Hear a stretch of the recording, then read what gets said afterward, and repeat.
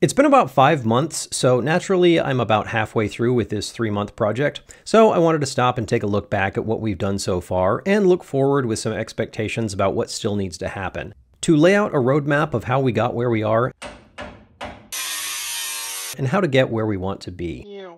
I'm going to split this up by milestones. The milestones are steps that keep us motivated to move towards the finished project. Things like rolling chassis, or a running powertrain, or your very first drive to Buffalo Wild Wings.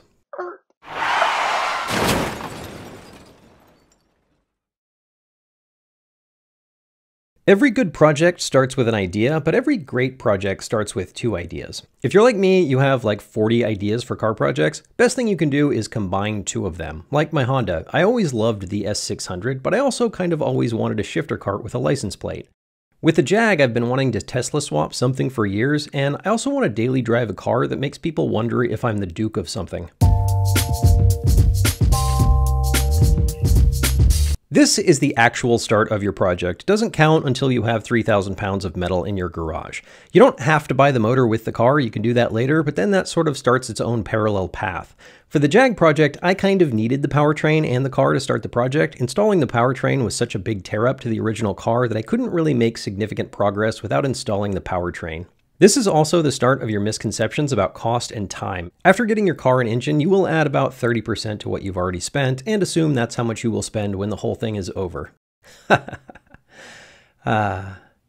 This is also the part where you decide this project will take you 3 months to complete. You will tell your friends this, and your real friends will be polite enough to never bring it up again. Once you have your car, it's time to start taking things apart. For me, there were lots of parts that I knew I wasn't going to need again, so I found someone to adopt them out of my garage as soon as possible. While disassembling the car, you need to label all your parts and fasteners and take lots of pictures. In fact, just start a YouTube channel so you'll have lots of videos of the process to look back on. Oh, that's right. I know you think you'll remember how everything goes back together, but you won't. Once the car is mostly taken apart, you reach the milestone of, which is immediately followed by. This is where many people just stop their project. It's also the worst place to stop. You get your car disassembled and lying around in 1,000 pieces, and suddenly you realize the enormity of the task before you. A couple of weeks ago, it was a few easy steps: install engine, upgrade suspension, interior, paint, done. Now, looking at actual disassembled parts taking over your entire garage and part of your driveway makes it impossible not to see the complexity in front of you. You start to see all the little things. You have to paint those bumper supports, but first you have to take it apart, which probably means cutting off those rusted fasteners after stripping all the heads off with an increasingly long cheater bar. Then you have to clean off all the rust, kicking up all sorts of nastiness that will cover your entire garage and your entire face, except for that part where your mask was, which will also be kind of rusty because you didn't put your mask on until halfway through. Then you have to prep them, clean them, paint them, clean up the bumper itself, maybe paint the backside where the chrome is flaking off, clean up and paint the sheet metal on the bottom, buy and install new light fixtures and bulbs, reassemble the whole thing, and then do that all over again with the front bumper. None of that stuff was on your list when you started, but now, looking at your disassembled pile of garbage, it all sinks in, and you just want to go watch somebody else build something on YouTube. The trick to getting past this part is to have something exciting to do right after it's all disassembled. If you've been following this project from the beginning, you probably remember that one of the first things I did was install the motor. The whole rear subframe, actually. I didn't need to do this first, but I'm an adult, legally, and therefore I can do what I want. Importantly, it kept me motivated to keep the project going. Those rusty bumper mounts? Still haven't done those. Those will probably be done right before I drive the car when I find out the bumpers are one of the 5 or so things required for this car to be legal. Then I'll be so close to driving it that I'll be motivated to actually do all that shit I talked about before. Installing the motor was actually pretty straightforward. I had to do some cutting and welding to the frame, but all I really needed to do was make bolted mounts for these 4 points. The batteries were a little more complicated, along with the power electronics, or as it's now called, the outhouse. Unfortunately, the battery is going to be the hard part for electric swaps for a while, at least if you want more than 80 miles of range. Fortunately, the trend of cost and energy density is headed in the right direction, and it doesn't look like it's slowing down much, so hopefully this will be trivial by the 2030s.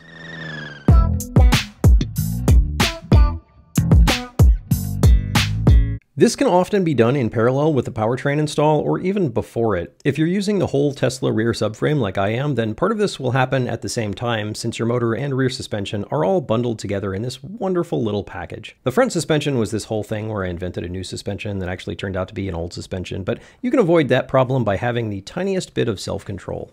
Some people will lump steering in with a rolling chassis. I didn't, mostly because I haven't finished my steering yet. I also don't have my brakes finished yet, even though I had a whole video on that. The lines are all run, but I had to remove the brake booster to get the power steering in, so I have to re-bleed all the brakes. I also need to go around and mount all of the lines to the frame since they're just hanging out flapping around. This can be a pretty significant step on a lot of projects, but for me it meant giving someone $2,000 and plugging in a few wires. Still, I was pretty stoked.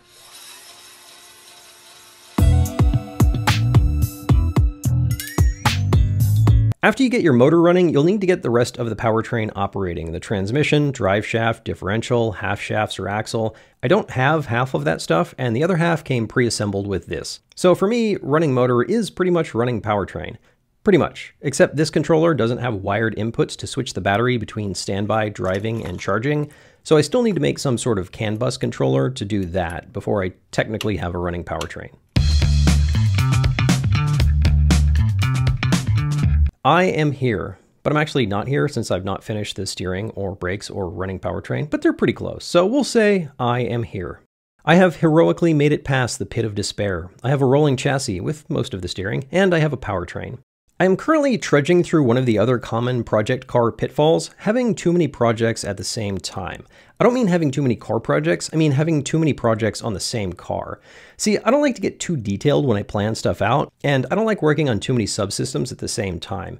It's nice to work on the brakes until you're done with the brakes and then move on to the next thing. The problem of having multiple subsystems going is that you really start to see the enormity of your project. If you're a month away from working on the steering, you can just put steering on your to-do list. Steering, what'll it take? A weekend? No problem. It's only when you get to steering that you realize steering is actually 14 separate things. Get a steering wheel, mount the power assist, get a rack, connect them together. Wait, that's only 4 things. Except those 4 things each have their own things. Mounting the power steering was a whole project, and I made a video about it last week. I had to design a steering rack mount location based on the steering geometry that I had modified. Then I had to find the right rack and make a structure to hold it to the car. I still need to connect it to the power side of the rack, which will require me to get some shafts and some U-joints. And then I need to make some structure to mount the steering column to, and also a couple of U-joints between that and the power assist. Then I'll need to measure the angle of all those joints and align them so the varying speed of the U-joints mostly cancel each other out and I'll have predictable steering. Also, how do I mount the wheel to the column? Do I need some sort of energy absorbing structure so when I crash I don't die on a rigid steering wheel? Probably. Also, like 80 of you have suggested that I build my own steering wheel, and whenever I think about building something, my brain just goes crazy figuring out how to do it. Then I have a basic plan, and I pretty much have to do it. It also fits within this channel's ethos of why buy it for $500 when you can build it for $100 after buying $1,200 in tools. So that's going to be a couple of days. I also need to remake the tie rods that I haphazardly made out of aluminum before the move.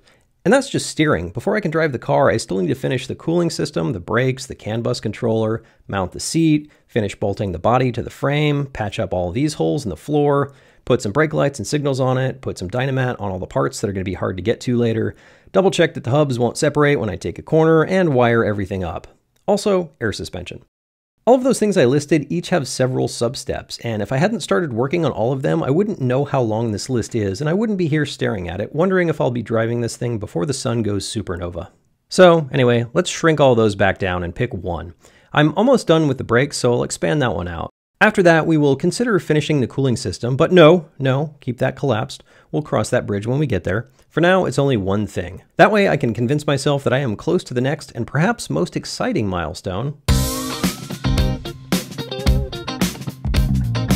While I have the powertrain running, mostly, I don't have the cooling system running, in part because I spent all my time painting and doing other non-cooling system things, but I am close. I need to run all the coolant lines, install all the pumps, mount the radiator, and why are we talking about this? I just said not to talk about this. Alright, cooling, steering, that super easy brakes list, body stuff, CAN bus controller, mount the seat, put in some lights, check the hub, slap on some Dynamat, and then we can drive. Super easy. That's like 2 weeks away, tops. But the first drive is not driving. First drive is almost cheating. You're just going a short distance where there are hopefully no cops waiting to bust you for not having any safety equipment. Fortunately for me, I have a car made in 1950 when safety equipment meant hiding under your school desk to protect you from an atomic blast. So, DOT tires, windshield, I'll stick some of these on the roof, and I'm good to drive around the block. But to get to the next step of actually driving, I still need a few things to happen. I need to actually bolt the body to the frame. I kind of half-assed did this for my move, and it was fine for that and will be fine for driving around the block, but I'm not going to trust my 4 bolts, each with only a couple of threads engaged. This means I need to make new bolts, make new spacers, align the body to the frame, and bolt it all together. Actual brake lights will follow soon after that, along with actual headlights and actual front turn signals.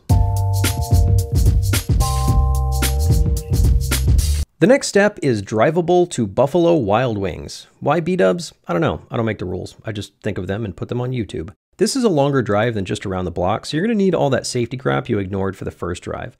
Assume you're going to get pulled over by the cops on your way there. You don't need your interior installed or a paint job or even fenders. We're not going to the Olive Garden here. This, for me, is another trap like the pit of despair, but it's not despair. It's excitement that the car is driving. Sure, you have lots of stuff to do, but you don't have to do that now. You can do it later. Like, way later, like years from now, like never. Oh no, we don't want that. But once you do reach this milestone, it is good to step back for a moment and appreciate what you've done. And also drive it to all the local car meets so other people can appreciate what you've done. I will probably enjoy this moment for a week before I realize I need to put up another YouTube video, lest the algorithm forget me. Eventually, soon, I will need to. And we're not going to expand that list here because it is probably a long list. Like these little levers, this flat piece broke on all 4 doors. So I'll have to draw up new ones, send them over to my friends at Send Cut Send, and get them to laser cut me some new ones out of stainless. Also, I need to do the entire interior, but we'll expand that list when we get there.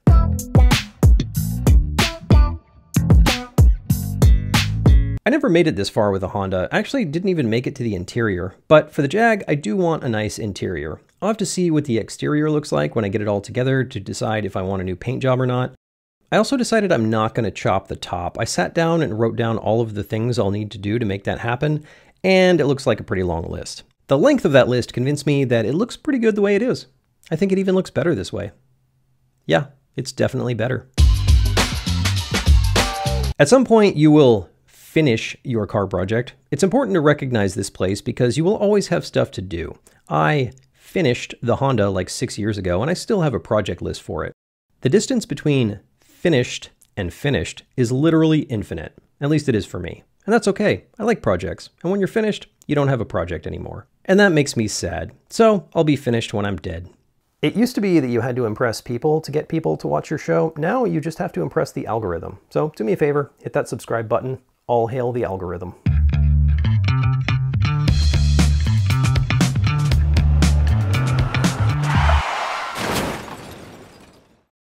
Bonneville Salt Flats. I can go as fast as I would. Oh.